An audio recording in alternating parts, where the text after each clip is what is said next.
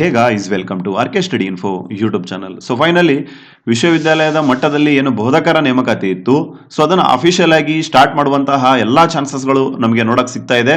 So ಅದ್ರ ಬಗ್ಗೆ ಒಂದು ಆರ್ಟಿಕಲ್ ಪ್ರಕಟವಾಗಿದೆ, ನೀವು ಇಲ್ಲಿ ನೋಡ್ತಾ ಇರಬಹುದು ವಿಜಯ ಕರ್ನಾಟಕದಲ್ಲಿ. ಆಯ್ತಾ, I am recording this video on 15th November 2022ಕ್ಕೆ.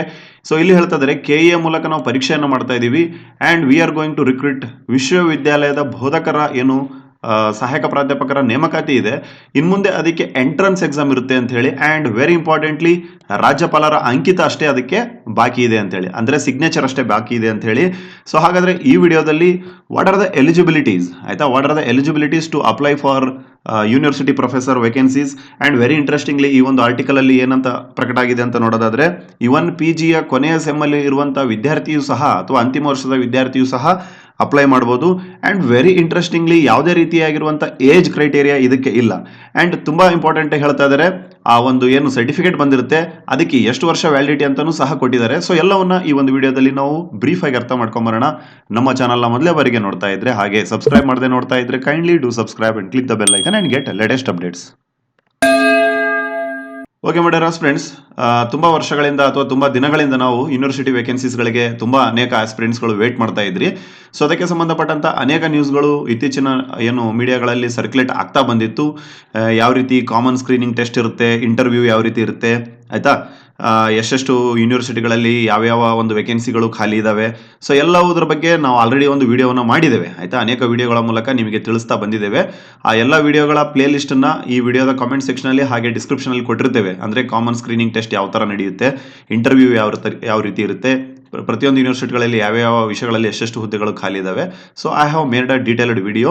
ಸೊ ಆ ವಿಡಿಯೋದ ಲಿಂಕ್ ಅನ್ನ ಇದೇ ವಿಡಿಯೋದ ಕಾಮೆಂಟ್ ಸೆಕ್ಷನ್ ಅಲ್ಲಿ ಹಾಗೆ ಡಿಸ್ಕ್ರಿಪ್ಷನ್ ಅಲ್ಲಿ ಕೊಟ್ಟಿರ್ತೇವೆ. ಸೊ ನೋಡಿ, ಕ್ಲಿಕ್ ಮಾಡೋದ್ರ ಮೂಲಕ ನೀವು ನೋಡಬಹುದು ಅಂಡ್ ಅರ್ಥ ಮಾಡ್ಕೋಬಹುದು and you can channelise your preparations. So ಈ ವಿಷಯಕ್ಕೆ ಬರೋದಾದ್ರೆ, ಇವತ್ತಿನ ಒಂದು ನ್ಯೂಸ್ ಪೇಪರ್ನ ಏನು ಕೊಟ್ಟಿದ್ದಾರೆ ಅಂತ ನೋಡೋದಾದ್ರೆ, ಯಾವ ರೀತಿ ನೋಡಿ, TET ಅಂತ ಹೇಳ್ತಾರೆ, ಟೀಚರ್ಸ್ ಎಲಿಜಿಬಿಲಿಟಿ ಟೆಸ್ಟ್ ಅಂತ ಹೇಳ್ತಾರೆ, ಎಲಿಜಿಬಿಲಿಟಿ ಟೆಸ್ಟ್.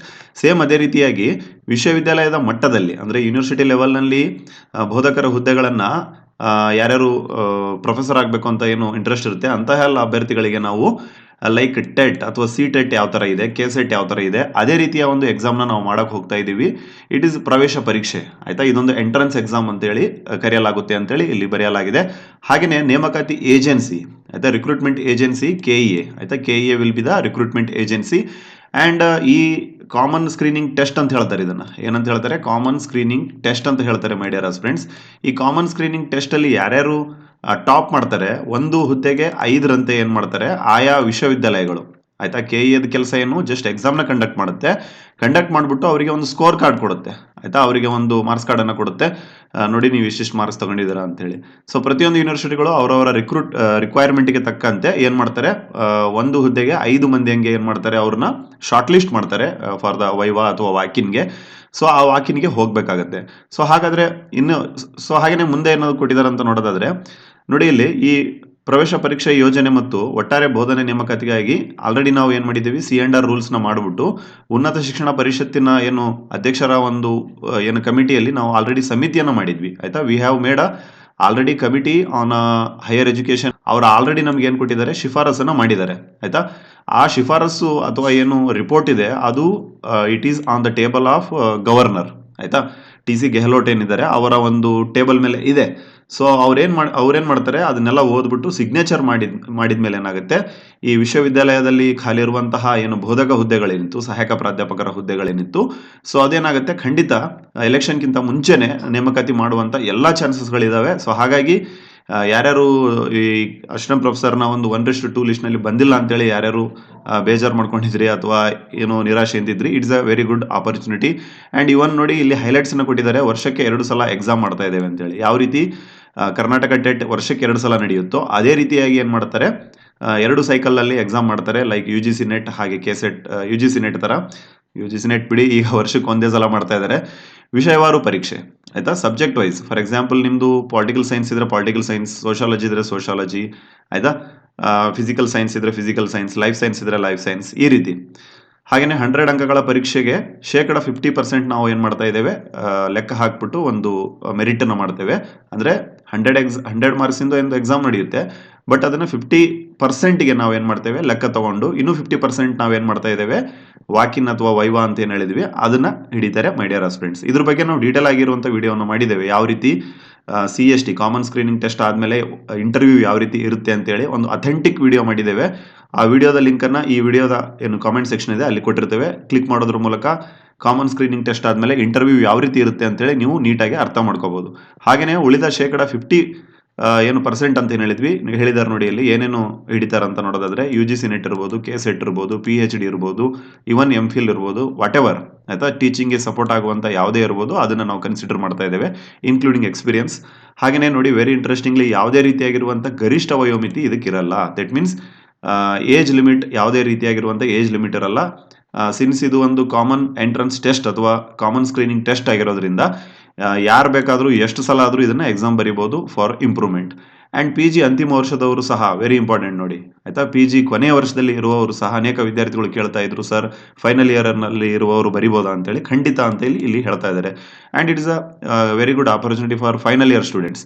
ಹಾಗೆಯೇ ವರ್ಷಕ್ಕೆ 2 ಬಾರಿ ಪರೀಕ್ಷೆಯನ್ನು ನಾವು ಆಯೋಜಿಸ್ತಾ ಇದ್ದೇವೆ. ಆ್ಯಂಡ್ ಇದ್ರ ಬಗ್ಗೆ ಅಶ್ವಥ್ ನಾರಾಯಣ ಅವರು ಸ್ಟೇಟ್ಮೆಂಟ್ ನೀಡಿದ್ದಾರೆ. ಶೀಘ್ರದಲ್ಲೇ ನಾವೇನು ಮಾಡ್ತಾ ಇದ್ದೇವೆ, ವಿಶ್ವವಿದ್ಯಾಲಯಗಳಲ್ಲಿರುವಂತಹ ಖಾಲಿ ಹುದ್ದೆಗಳನ್ನು ಭರ್ತಿ ಮಾಡಲಾಗುತ್ತಿದೆ ಆಯಿತಾ. ನೋಡಿ ಮೈ ಡಿಯರ್ ಆಸ್ಪಿರೆಂಟ್ಸ್, ಯಾರ್ಯಾರು ಅಸಿಸ್ಟೆಂಟ್ ಪ್ರೊಫೆಸರ್ದು ಹುದ್ದೆಗೆ ಸೆಲೆಕ್ಟ್ ಆಗಿಲ್ಲ ಅಥವಾ 1/3 ಲಿಸ್ಟ್ ಏನಿದೆ ಅದರಲ್ಲಿ ಬಂದಿಲ್ಲ, ನೀಡ್ ನಾಟ್ ಟು ವರಿ. ಈಗಿಂದನೇ ಅದಕ್ಕೆ ನಿಮ್ಮ ಏನು ಆಲ್ರೆಡಿ ನೀವು ಏನು ಓದಿರ್ತೀರ ಅದನ್ನೇ ಇನ್ನೂ ಡೆಪ್ತ್ ಆಗಿ ನೀವು ಓದೋಕ್ಕೆ ಆರಂಭ ಮಾಡಿ. ಆ್ಯಂಡ್ ಸಾಧ್ಯ ಆದಷ್ಟು ಎಕ್ಸ್ಪೀರಿಯನ್ಸ್ನ ತಗೊಳ್ಳಿ ಆಯಿತಾ. ಸಿನ್ಸ್ ಈ ಕಾಮನ್ ಸ್ಕ್ರೀನ್ ಟೆಸ್ಟ್ ಆದಮೇಲೆ ಇಂಟರ್ವ್ಯೂ ಇರೋದ್ರಿಂದ ಮೈ ಡಿಯರ್ ಆಸ್ಪಿರೆಂಟ್ಸ್, ಅಲ್ಲಿ ಈ ಗೌರ್ನಮೆಂಟ್ ಕಾಲೇಜ್ಗಳಲ್ಲಿ ಅಥವಾ ಗೌರ್ನಮೆಂಟ್ ಯೂನಿವರ್ಸಿಟಿಗಳಲ್ಲಿ ನೀವು ಒಂದು ವೇಳೆ ಕೆಲಸ ಮಾಡಿದರೆ ನಿಮ್ಮದು ಅನುಭವವನ್ನು ಅಲ್ಲಿ ಲೆಕ್ಕಕ್ಕೆ ತಗೊಳ್ತಾರೆ, ಅದಕ್ಕೂ ಮಾರ್ಕ್ಸ್ ಸಿಗುತ್ತೆ ಅಂತ ನಾವು ಆಲ್ರೆಡಿ ವಿಡಿಯೋದಲ್ಲಿ ಹೇಳಿದ್ದೇವೆ, ಹಿಂದಿನ ವಿಡಿಯೋಗಳಲ್ಲಿ. ಸೊ ಹಾಗಾಗಿ ಇದಕ್ಕಾಗಿ ಸಕಲ ಸಿದ್ಧತೆಯನ್ನು ಅವರು ಮಾಡ್ಕೊಳ್ತಾ ಇದ್ದಾರೆ. ಸೊ ನೀವು ಸಹ ಮಾಡ್ಕೊಳ್ಳಿ. ನೇಮಕಾತಿಗಳಲ್ಲಿ ಅಕ್ರಮ ಕೇಳಿ ಬರುತ್ತಿರುವುದರಿಂದ ವ್ಯವಸ್ಥೆಯಲ್ಲಿ ನಾವು ಏನು ಮಾಡ್ತಾ ಇದ್ದೀವಿ, ಟ್ರಾನ್ಸ್ಪರೆಂಟ್ ಇರ್ಬೋದು ಆ್ಯಂಡ್ ವೆರಿ ಎಲಿಜಿಬಲ್ ಕ್ಯಾಂಡಿಡೇಟ್ಗಳನ್ನು ಮಾತ್ರ ನಾವು ಸೆಲೆಕ್ಟ್ ಮಾಡ್ತಾ ಇದ್ದೀವಿ ಅಂತೇಳಿ ಅಫಿಷಿಯಲ್ ಆಗಿ ಸ್ಟೇಟ್ಮೆಂಟ್ನ ನೀಡಿದ್ದಾರೆ. And it is a very good opportunity for every one. ಇಲ್ಲಿ ಹೇಳ್ತಾ ಇದ್ದಾರೆ CET ಹೇಗೆ ಅಂತೇಳಿ.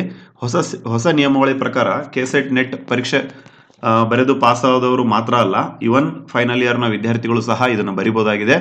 ಆ್ಯಂಡ್ ಲೇಟರ್ ಅವರು ಏನು ಮಾಡ್ತಾರೆ ಇದನ್ನು, I think they will decide ಆಯಿತಾ. KSET ನೆಟ್ ಕಂಪಲ್ಸರಿ ಇದ್ರೆ ಮಾತ್ರ ಏನು ಮಾಡ್ತಾರೆ, ಮೋಸ್ಟ್ಲಿ ವಾಕಿನ್ ಅಥವಾ ಏನು ಇಂಟರ್ವ್ಯೂ ಇದೆ ಅದಕ್ಕೆ ಅವರು ಏನು ಮಾಡ್ಬೋದು, ಎಲಿಜಿಬಲ್ ಮಾಡ್ಬೋದು. ಬಿಕಾಸ್ UGC ಕ್ಲಿಯರ್ ಆಗಿ ಹೇಳಿದೆ, ಪ್ರೊಫೆಸರ್ ಆಗಬೇಕು ಅಂತಂದರೆ 1 ಜುಲೈ 2023 KSET ಅಥವಾ ನೆಟ್ ಸಾಕು ಅಂತ ಹೇಳಿದೆ ಆಯಿತಾ. PhD ಬೇಕಾಗಿಲ್ಲ ಅಂತ ಹೇಳಿದೆ ಆಯಿತಾ. ಅದಾದಮೇಲೆ 2023 ಜುಲೈ 1 ಆದಮೇಲೆ ಏನಾಗುತ್ತೆ, PhD ಕಂಪಲ್ಸರಿ ಇರುತ್ತೆ. ಬಟ್ ಹಾಗಾಗಿ ಏನು ಮಾಡ್ತಾ ಇದ್ದಾರೆ, ಇವನ್ ಫೈನಲ್ ಇಯರ್ನ ವಿದ್ಯಾರ್ಥಿಗಳು ಸಹ ಈ ಒಂದು ಕಾಮನ್ ಸ್ಕ್ರೀನಿಂಗ್ ಟೆಸ್ಟ್ ಅಂತ ಹೇಳ್ತಾರೆ ಮೈ ಡಿಯರ್ ಆಸ್ಪಿರೆಂಟ್ಸ್ ಆಯಿತಾ, CST ಅಂತ ಹೇಳ್ತಾರೆ ಆಯಿತಾ. ಇದ್ರ ಬಗ್ಗೆ ಡೀಟೇಲ್ ಆಗಿರುವಂಥ ವಿಡಿಯೋನ ಮಾಡಿದ್ದೇವೆ ನೋಡಿ ಆಯಿತಾ. ಅದರ ಪ್ಲೇಲಿಸ್ಟ್ನ ಈ ವಿಡಿಯೋದ ಕೆಳಗಡೆ ಕೊಟ್ಟಿರ್ತೇವೆ. ಸೊ ಅದೇನೇ ಇರಲಿ, ಕಾಮನ್ ಸ್ಕ್ರೀನಿಂಗ್ ಟೆಸ್ಟ್ಗೆ ಏನು ಫೈನಲ್ ಇಯರ್ ವಿದ್ಯಾರ್ಥಿಗಳಿದ್ದಾರೆ ಅವರು ಸಹ ಅಟೆಂಡ್ ಆಗ್ಬೋದು. ಆ್ಯಂಡ್ ಪರೀಕ್ಷೆ ಬರೆಯೋದಕ್ಕೆ ಯಾವುದೇ ರೀತಿಯಾಗಿರುವಂಥ ಏಜ್ ಕ್ರೈಟೇರಿಯಾಗಳಿಲ್ಲ. ಯಾವ ರೀತಿ TET ಇರ್ಬೋದು, CTET ಇರ್ಬೋದು ಆಯಿತಾ. ಅದಕ್ಕೆ ಯಾವುದೇ ರೀತಿಯಾಗಿರುವಂಥ ಏಜ್ ಲಿಮಿಟ್ ಇರಲ್ಲ, ಎಷ್ಟು ಸಲ ಆದರೂ ನೀವು ಬರಿಬೋದು, ಯಾರೇ ಬೇಕಾದರೂ ಬರಿಬೋದು.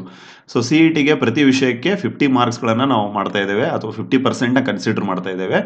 ಸೊ ಹಾಗಾಗಿ ಇದರಲ್ಲಿ ಪಾಸ್ ಆದಂಥ ಅಭ್ಯರ್ಥಿಗಳು ಮಾತ್ರ ಆಯಿತಾ, ವೆರಿ ಇಂಪಾರ್ಟೆಂಟ್ ನೋಡಿ, ಅದರಲ್ಲಿ ಪಾಸ್ ಆಗಿರುವಂಥ CSTಯಲ್ಲಿ ಪಾಸ್ ಆದಂಥ ವಿದ್ಯಾರ್ಥಿಗಳು ಮಾತ್ರ ವಿಶ್ವವಿದ್ಯಾಲಯದಲ್ಲಿ ಏನು ಪ್ರೊಫೆಸರ್ಸ್ ಕರೀತಾರೆ, ಸೊ ಅಂತಹ ಹುದ್ದೆಗೆ ನೇಮಕಾತಿಗೆ ಅರ್ಜಿ ಸಲ್ಲಿಸಲು ಯೋಗ್ಯರಾಗಿರ್ತಾರೆ, ಅರ್ಹತೆ ಪಡೆದಿರ್ತಾರೆ ಅಂತೇಳಿ ಹೇಳ್ತಾ ಇದ್ದಾರೆ. And we are following the UGC guidelines ಅಂತ ಹೇಳ್ತಾ ಇದ್ದಾರೆ. ಸೊ UGC ಗೈಡ್ಲೈನ್ಸ್ನ ಫಾಲೋ ಮಾಡಿ ಅದೇ ರೀತಿಯಾಗಿರುವಂಥ ಒಂದು ಜ್ಯೇಷ್ಠತಾ ಪಟ್ಟಿ ಆಯಿತಾ, KA ಏನು ಮಾಡುತ್ತೆ, ಒಂದು ಫೈನಲ್ ಮೆರಿಟ್ ಲಿಸ್ಟನ್ನು ರಿಲೀಸ್ ಮಾಡುತ್ತೆ, ಆಯಾ ವಿಶ್ವವಿದ್ಯಾಲಯಗಳಿಗೆ ನೀಡಲಿದೆ. ಫೈನಲ್ ಮೆರಿಟ್ ಲಿಸ್ಟನ್ನು ರೆಡಿ ಮಾಡಿಬಿಟ್ಟು ವಿಶ್ವವಿದ್ಯಾಲಯಕ್ಕೆ ಕೊಡಲಾಗುತ್ತೆ. ಆ ವಿಶ್ವವಿದ್ಯಾಲಯದವರು ಏನು ಮಾಡ್ತಾರೆ, ಏನು ಈ 1/5 ಲಿಸ್ಟನ್ನು ತಗೊಂಡು ಇಂಟರ್ವ್ಯೂನ ಮಾಡಿ ಫೈನಲ್ ಆಗಿ ಅವರಿಗೆ ಏನು ಮಾಡ್ತಾರೆ, ಕೆಲಸವನ್ನು ಕೊಡುವಂಥ ಕೆಲಸ ಮಾಡ್ತಾರೆ. ಸರಿನಾ. ಅದೇನೇ ಇರಲಿ, ಇದ್ರ ಬಗ್ಗೆ ಪಾಸಿಟಿವ್ ಹಾಗೆ ನೆಗೆಟಿವ್ ಕೇಳಿ ಬಂದಿದೆ. ನೀವು ಇಲ್ಲಿ ನೋಡ್ತಾ ಇರ್ಬೋದು. ಪಾಸಿಟಿವ್ನ ನೆಗೆಟಿವ್ನ ನೋಡ್ಕೊಂಬರೋಣ. ಇಲ್ಲಿ ಹೇಳ್ತಿದ್ರೆ ಡಾಕ್ಟರ್ N ಪ್ರಭುದೇವ್ ಅಂತೇಳಿ ವಿಶ್ರಾಂತ ಕುಲಪತಿಗಳು, ಎಲ್ಲ ವಿಶ್ವವಿದ್ಯಾಲಯದಲ್ಲಿನ ಬೋಧಕಕ್ಕೆ ಪ್ರವೇಶ ಪರೀಕ್ಷೆ ನಡೆಸುವಂತಾದರೆ ಎಲ್ಲ ವಿಶ್ವವಿದ್ಯಾಲಯಗಳನ್ನು ಒಂದೇ ವಿಶ್ವವಿದ್ಯಾಲಯ ಮಾಡಿಬಿಡುವುದೇ ಒಳ್ಳೆಯದು ಅಂತೇಳಿ ಇಲ್ಲಿ ಹೇಳ್ತಾ ಇದ್ದಾರೆ ಆಯಿತಾ. ಸೊ ಪ್ರವೇಶ ಪರೀಕ್ಷೆ ಮಾಡುವ ಸರ್ಕಾರದ ನಿರ್ಧಾರ ಇವರಿಗೆ ಚೆನ್ನಾಗಿ ಕಂಡಿಲ್ಲ. ಸೊ ಇದೆಲ್ಲ ಆಡಳಿತ ವಿಕೇಂದ್ರೀಕರಣಕ್ಕಾಗಿ ಆಯಿತಾ. ನೀವೆಲ್ಲ ಗೊತ್ತು ಆಡಳಿತ ವಿಕೇಂದ್ರೀಕರಣ ಅಂದ್ರೆ ಏನು ಅಂತ ಗೊತ್ತು. ಸೊ ಆಡಳಿತ ವಿಕೇಂದ್ರೀಕರಣಕ್ಕೆ ಮಾಡುವುದು ಆಗಿದೆ ಅಂತೇಳಿ ಇವರು ವಿಶ್ರಾಂತ ಕುಲಪತಿ ಏನಿದ್ದಾರೆ ಪ್ರಭುದೇವ್ ಅವರು ಅಭಿಪ್ರಾಯ ವ್ಯಕ್ತಪಡಿಸಿದ್ದಾರೆ. ಹಾಗೆಯೇ ಇದ್ರ ಬಗ್ಗೆ ಒಂದು ಪಾಸಿಟಿವ್, ಅಭ್ಯರ್ಥಿಗಳ ಜ್ಞಾನಮಟ್ಟ ಅರ್ಹತೆ ಪಡೆದುಕೊಳ್ಳುವುದಕ್ಕಾಗಿ ಪರೀಕ್ಷೆ ಆಯೋಜನೆ ಮಾಡಲಾಗುತ್ತಿದೆ. ಓಕೆ. ಒಮ್ಮೆ ಪರೀಕ್ಷೆ ಬರೆದು ಉತ್ತೀರ್ಣರಾದರೆ ಮಿನಿಮಮ್ 2 ಇಯರ್ಸ್ ಏನಿರುತ್ತೆ ವ್ಯಾಲಿಡಿಟಿ ಇರುತ್ತೆ. ಸೊ ಹಾಗಾಗಿ ವಿಶ್ವವಿದ್ಯಾಲಯಗಳಲ್ಲಿ ಕರೆಯುವ ಹುದ್ದೆಗಳ ನೇಮಕಾತಿಗೆ ಇದು ಅನ್ವಯವಾಗಲಿರುವುದರಿಂದ ಇದು UGC ನಿಯಮದ ಪರವಾಗಿದೆ ಅಂತೇಳಿ ಇನ್ನೊಬ್ಬರು ಪ್ರೊಫೆಸರ್ ತಿಮ್ಮೇಗೌಡ ಏನಿದ್ದಾರೆ, ಹೂ ಇಸ್ ದ ಉಪಾಧ್ಯಕ್ಷರು ರಾಜ್ಯ ಉನ್ನತ ಶಿಕ್ಷಣ ಪರಿಷತ್, ಆಯ್ತಾ, ಹೈಯರ್ ಎಜುಕೇಶನ್ ಕಮಿಟಿಯ ಏನು ಪ್ರೆಸಿಡೆಂಟ್ ಇದ್ದಾರೆ, ಅವರು ಒಂದು ಒಳ್ಳೆ ಅಭಿಪ್ರಾಯವನ್ನು ವ್ಯಕ್ತಪಡಿಸಿದ್ದಾರೆ ಅಂತಾನೆ ಹೇಳ್ಬೋದು. ಸೊ ಅದೇನೇ ಇರಲಿ, ಉನ್ನತ ಶಿಕ್ಷಣ ಇಲಾಖೆಯ ಪ್ರಕಾರ ಖಾಲಿ ಹುದ್ದೆಗಳು ಎಷ್ಟಿದಾವೆ ಅಂತ ನೋಡೋದಾದ್ರೆ 24,797 24,797 ಹುದ್ದೆಗಳಿದಾವೆ. ಇಟ್ ಇಸ್ ಆಲ್ರೆಡಿ ಸ್ಯಾಂಕ್ಷನ್ಡ್, ಆಯ್ತಾ. ಎಲ್ಲಿ? ಈ ಒಂದು ಉನ್ನತ ಶಿಕ್ಷಣದಲ್ಲಿ ಅಂದ್ರೆ ಯೂನಿವರ್ಸಿಟಿಗಳಲ್ಲಿ ಆಲ್ಮೋಸ್ಟ್ 25-26 ಯೂನಿವರ್ಸಿಟೀಸ್ ಇದಾವೆ ಕರ್ನಾಟಕದಲ್ಲಿ. So 24,797 posts are there. So ಭರ್ತಿಯಾಗಿರುವಂಥ ಹುದ್ದೆಗಳು ಎಷ್ಟಿದಾವೆ? 12,319. ಖಾಲಿ ಇರುವಂಥ ಹುದ್ದೆಗಳು ಎಷ್ಟಿದಾವೆ? 12,478. ಸರಿನಾ? ಈಗ ಸದ್ಯಕ್ಕೆ ಖಾಲಿ ಇರುವಂಥದ್ದು 12,478. ಸೊ ಅದರಲ್ಲಿ ಆಲ್ಮೋಸ್ಟ್ 2,000ಕ್ಕೂ ಹೆಚ್ಚು ನಾವು ತುಂಬ್ತಾ ಇದ್ದೇವೆ ಅಂತೇಳಿ ಆಲ್ರೆಡಿ ಸುಮಾರು ಸಲ ಸ್ಟೇಟ್ಮೆಂಟ್ನ ಏನು ಅಶ್ವಥ್ ನಾರಾಯಣ್ ಸರ್ ಇದ್ದಾರೆ, ಅವರು ಸ್ಟೇಟ್ಮೆಂಟ್ನ ನೀಡಿದ್ದಾರೆ. So it's a golden opportunity for all of you. ಇದರಿಂದ ಏನಾಗುತ್ತೆ, ಇದರಿಂದ ಏನಾಗುತ್ತೆ, ನಿಮಗೆ ಕಾಲನು ರಿಕ್ರೂಟ್ಮೆಂಟ್ನ ಮಾಡ್ಕೊಳ್ಳುತ್ತೆ, ಆಯ್ತಾ. ಎಲ್ಲ ಯೂನಿವರ್ಸಿಟಿಗಳು ಒಂದೇ ಸಲ ಮಾಡ್ಬೇಕಂತಲ್ಲ. ಒಂದ್ ವೇಳೆ ನೀವು ಇದನ್ನ ಪಾಸ್ ಆದ್ರೆ 2 ವರ್ಷದವರೆಗೆ ನಿಮಗೆ ವ್ಯಾಲಿಡಿಟಿ ಇರೋದ್ರಿಂದ 2 ವರ್ಷದಲ್ಲಿ ಎಲ್ಲಿಯಾದ್ರೂ ಒಂದ್ ಕಡೆ ಖಂಡಿತ ಕಾಲ್ ಫಾರ್ಮ್ ಆಗೇ ಆಗುತ್ತೆ. ಯಾಕಂದ್ರೆ ಪ್ರತಿ ಸಲ ನಾವು ನ್ಯೂಸ್ಗಳಲ್ಲಿ ನೋಡ್ತಾ ಇದ್ದೇವೆ, ಯೂನಿವರ್ಸಿಟಿಯಲ್ಲಿ ಪ್ರೊಫೆಸರ್ಸ್ಗಳು ತುಂಬ್ತಾ ಇಲ್ಲ, ಖಾಲಿ ಹುದ್ದೆಗಳಿದಾವೆ ಅಂತೇಳಿ.